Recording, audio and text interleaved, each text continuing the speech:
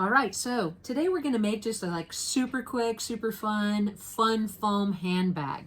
It doesn't require any sewing, which is awesome, and it just takes a few very inexpensive materials, but I found some really cool fun foam and I wanted to just share it with you guys. I had actually forgot I even bought it. So it's actually a textured fun foam, and if you look very closely at this, you can see that this has a bumpy texture, and then the variety pack had different textures in it. So some of these look a little bit more like leather, some look like synthetic, and I think you could just make an endless possibility of purses with this. So today I'm just going to show you with the free pattern that's available on our website at FletcherPatternCompany.com how to make a really quick handbag that might match a really fun or funky outfit that you might have recently made for your doll. So let's go ahead and get started.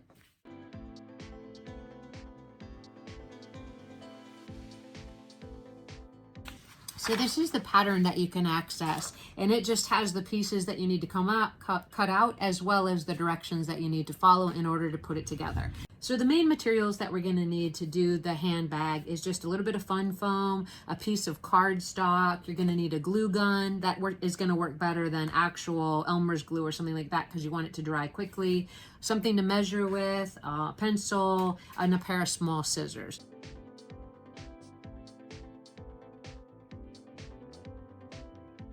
So step number one is just going to be to take that pattern and to cut out all of the pieces and then choose which fun foam you're going to use. So in this case, I'm going to make an orange handbag with some yellow and orange flowers as the embellishment. So I'm taking my main bag piece and I'm just copying it out on the piece of paper using my pencil or pen. So as I go around, it's very easy to cut the foam. Once I have the outline drawn on, I'll cut the piece out and it'll look just like this.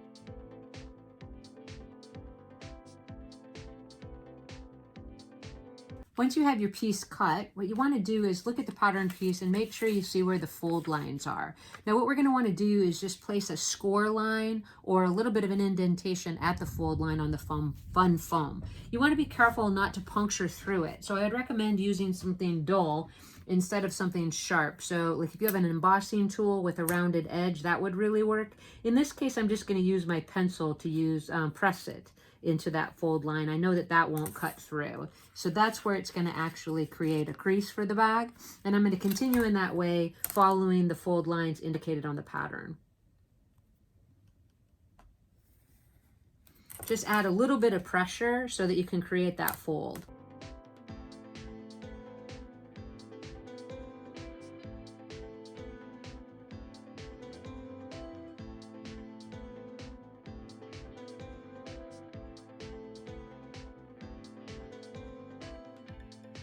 All right, so now that our fold lines or scored lines are set, we're just going to fold in on each of those lines to give it a little bit of body. Starting to create the shape.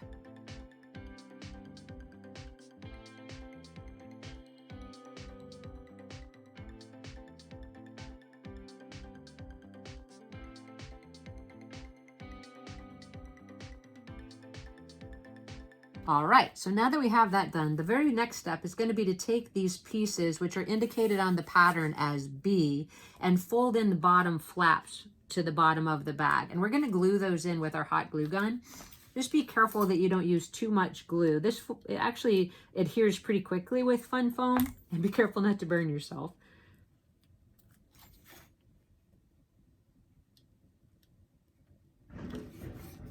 Don't mind that lightning in the background. It's a really stormy day in North Carolina.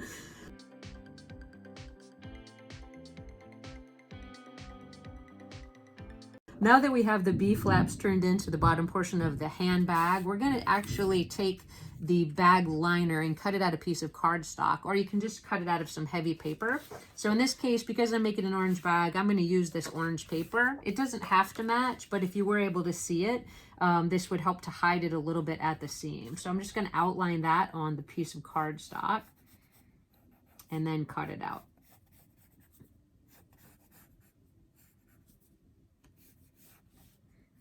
Now, when I first did the bag, I had the folds flapping over at the side, and I thought it made it a little bit thick. So this was the first attempt at the bag, and as you can see, the seam doesn't line up, so it leaves a little bit of a ridge there. It still works, but I think it looks better if we actually make the seam line up at the side. This bag lining piece actually is designed just to give the bag a little bit of stability. So I wanted to make sure that the side seam had something to adhere to so that the glue didn't show through. So on the pattern for the bag liner, there's also a fold line, so I want to follow that as well and do it on both sides. And that will indicate where the bottom of the bag actually is. So that's going to be the inside of the bag.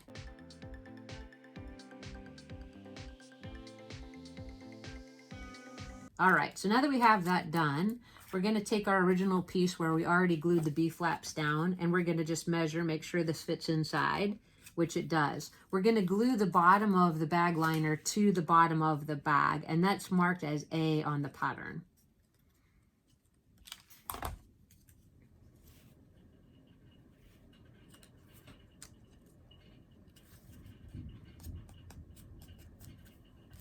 So that's what we have so far.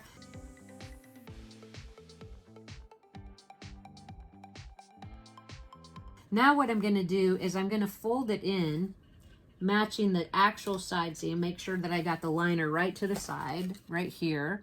And I'm going to fold the C sides in, or the C flaps. So these are going to actually meet up on both sides, just like that.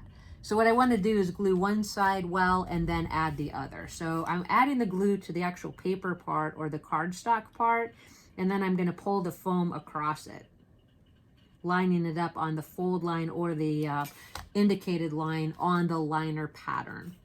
So I'm folding it in and I'm matching it up halfway onto the liner. So you can see there. All right. So once that's stuck really well, make sure you get a lot of glue on it, but make sure the glue is not exposed through the side of the foam.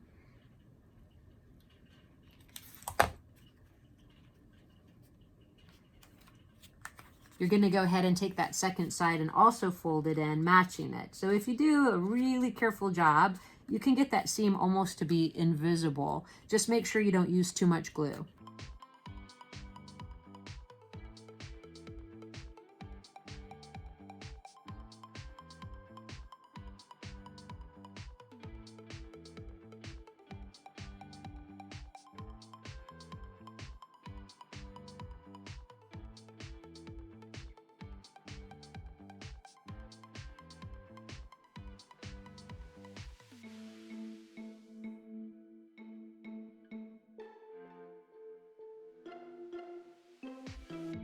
So that's our first side, and I think it's actually looking pretty good. We're going to repeat that same step on the second side.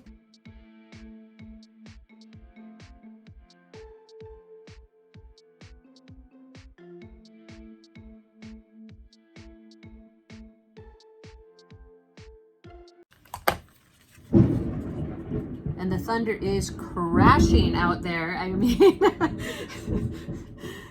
it was a lot brighter earlier when I thought to start this project, so we're kind of doing it under the cloak of darkness, but I think we'll be okay. I'm going to push in towards that middle line and just create a little bit of a crease down the side of the bag. That's how a natural handbag would look, so I want to do that here as well.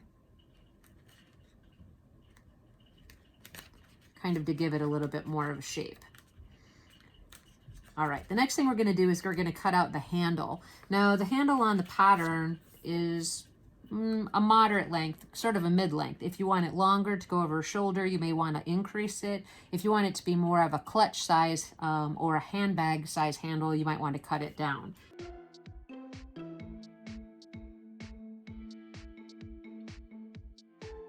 All right, now I've decided that the handbag handle is going to be a little bit shorter than the pattern piece, so I think it's going to be about this long. What I want to do is I want to add a little bit of flat top eyelets to it, just like I did on this bag, because I think it looks really cute and it's very easy. You don't even have to set the eyelets. You can actually just glue them in place. So what I used was my crocodile, and it has a hole punch feature on it, but you can also just use a regular little paper punch to get through this fun foam. So I'm just going to create a hole on each end, and that's just where the eyelet is going to be set in.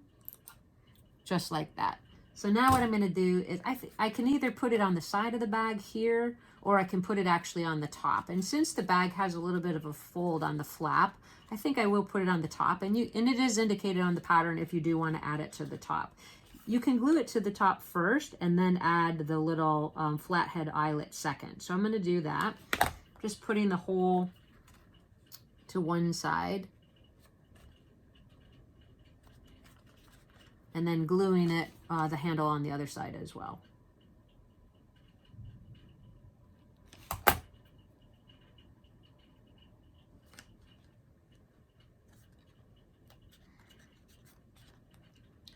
So the hole I put in there was actually just so that I have a place to put in the flat top eyelet. I want the shaft to be able to go into the foam, so I'm going to use that now. Let me grab a couple of gold eyelets, what I think I'd like to use for this project.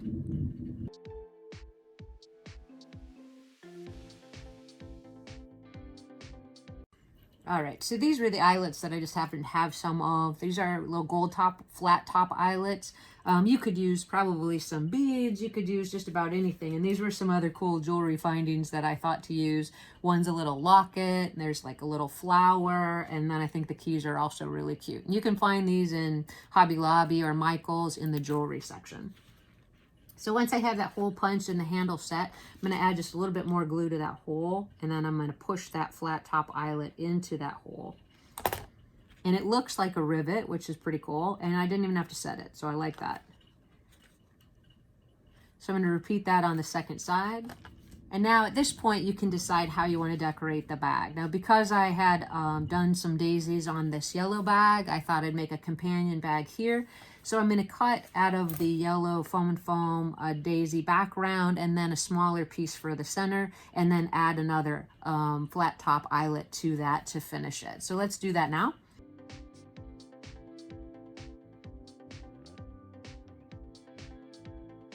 All right, now that we have our flowers stacked and the hole is made, we're going to go ahead and just attach the flat top eyelet to the center of the flowers and then put that on the outside of our purse, and we're just about finished. So again, just a fun project to do very quickly in case you want to make a purse that matches well to an outfit that you've just done, or if you just want something fun to do, keep yourself occupied. Once you have the flowers set up, you can go ahead and place it on the front of the handbag, and you're just about finished. All right, so if you decide that you want the handbag to open, one thing that you can do is either glue a snap on each side. You have to be careful though, you don't want to tear the fun foam. Another option might be to put a little piece of magnetic tape on each side, and that would actually hold it shut, and that might be a good option. In this case, I don't mind that the purse isn't going to open, so I'm going to go ahead and just add a little bit of extra glue to the flap right there and keep it closed. And that is how you make a fun foam purse for your 16-inch fashion doll in just a few minutes. Well, the good news is the rain has finally stopped and our purses are finished. Thank you so much for coming along with me today. I really appreciate you watching. If you liked this, please hit that subscribe button and share this video with your friends. Remember to grab the link to that PDF pattern in the description below, and I look forward to seeing you in the next video.